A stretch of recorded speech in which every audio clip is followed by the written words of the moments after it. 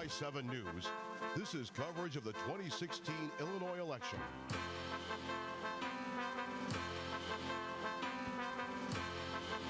Good evening, and welcome back to UI7 News Election Night coverage. I'm Chris Kennedy. And I'm Caitlin McClure. Voter tabulation at the Champaign County Clerk's office is officially complete. However, official results won't be announced for another 2 weeks. UI7's Corey Drake is in Urbana with County Clerk Gordy Holton, where they've completed the vote counting.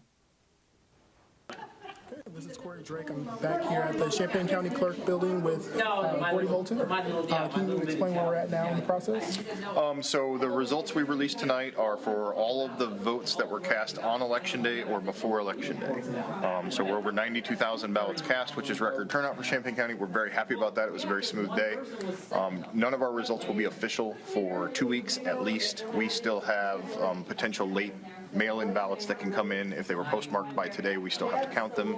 We've got some provisional ballots to evaluate. We have maybe a couple of hundred votes left to count still in Champaign County. Okay, and were there any problems with counting? Everything went incredibly smoothly all day.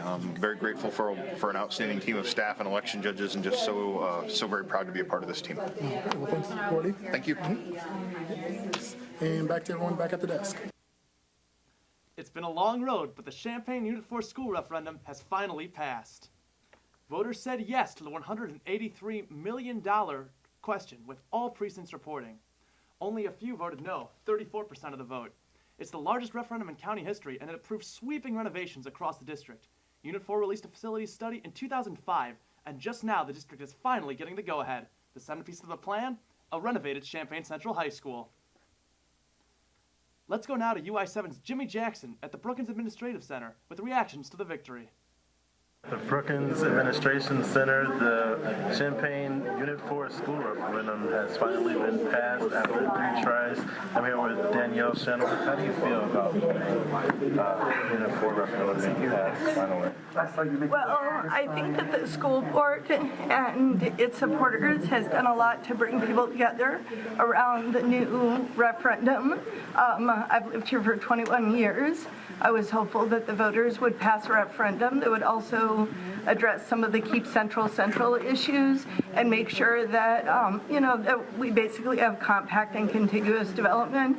And I'm with Build Programs, Not Jails. And so we've been actually pushing schools, not jails. We want to end the school to prison pipeline. We'd like to invest in services like the nursing home, our school systems, bricks and mortar infrastructure, and we're also extremely pleased that the jail referendum has not passed as well. All right, thank you. Yeah, we've been here all night. Everybody seems pretty excited that the referendum has finally passed. Back to you in the studio. The presidential election is back and forth. Hillary Clinton has claimed Illinois electoral votes and the majority percent of the state's popular vote. Trump still follows in Illinois with 39%, however, is currently leading the Electoral College. Numbers are mixed, but generally they're saying about 230 electoral votes for Donald Trump and 209 for Hillary Clinton. Results continue to be tabulated in Illinois' race for the U.S. Senate. Incumbent Mark Kirk seems to have lost his seat to Democratic challenger Tammy Duckworth.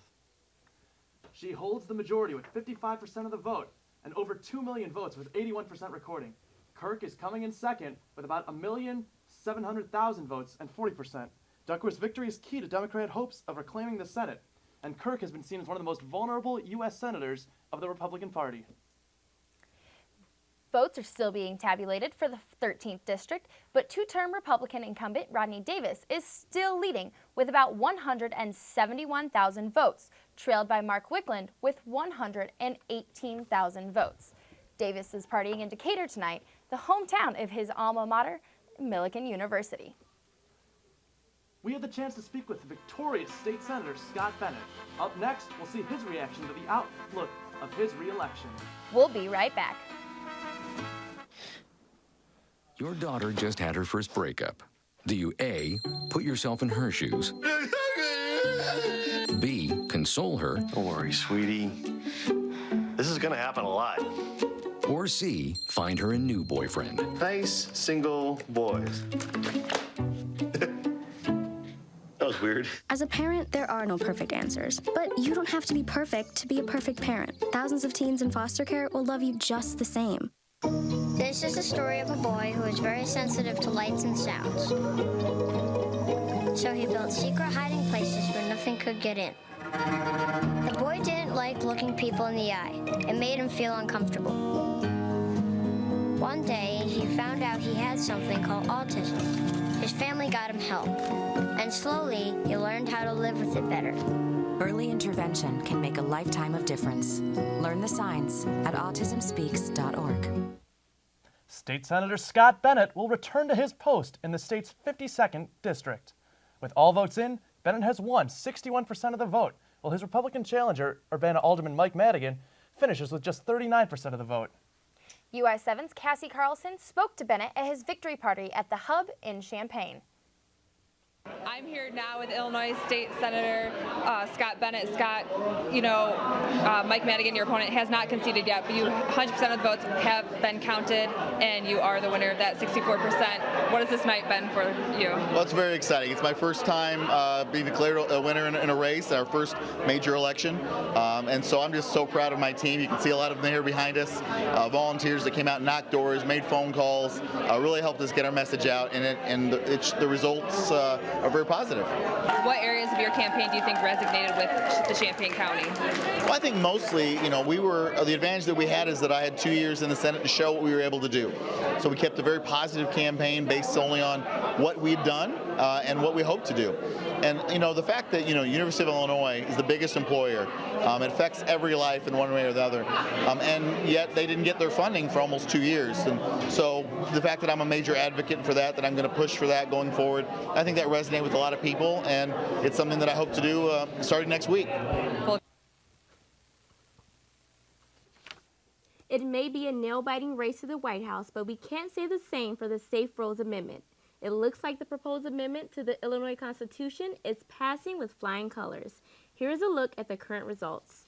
So far, we have about 80% of votes in. We have an overwhelming yes with about 2.9 million voters voting in favor of the amendment, which is about 79% of people. We have about 780,000 people who darkened no on their ballot, which is about 21% of voters. As a reminder, the amendment will change how the state allocates funds from transportation-related fees and taxes, fees like the gas tax and driver registration fees. If added, the amendment will allow the Illinois government to use these monies for transportation-related uses like repairing streets and maintaining highways and bridges. The race for Illinois Comptroller is still on. This is a unique race as Republican Leslie Munger was appointed midway through the last term. Munger is now running for her first elected term against Chicago City Clerk and Democrat Susan Mendoza. However, Mendoza is currently leading with 49% of the vote, Munger at 45%, and third-party candidate Curtin with 3% and Ball with 3%. It's looking like there will be restructuring in the Champaign County government as results are pouring in for the board chair referendum. 68% have said yes to the measure, while only 32%, around 21,000, are saying no. The question would make the county board chair a position elected countywide. Currently, the position is chosen by the county board. The crew at UI7 wants to send our thanks to Papa John's for providing pizzas to feed the staff of reporters, producers, and crew here at the Richmond studio.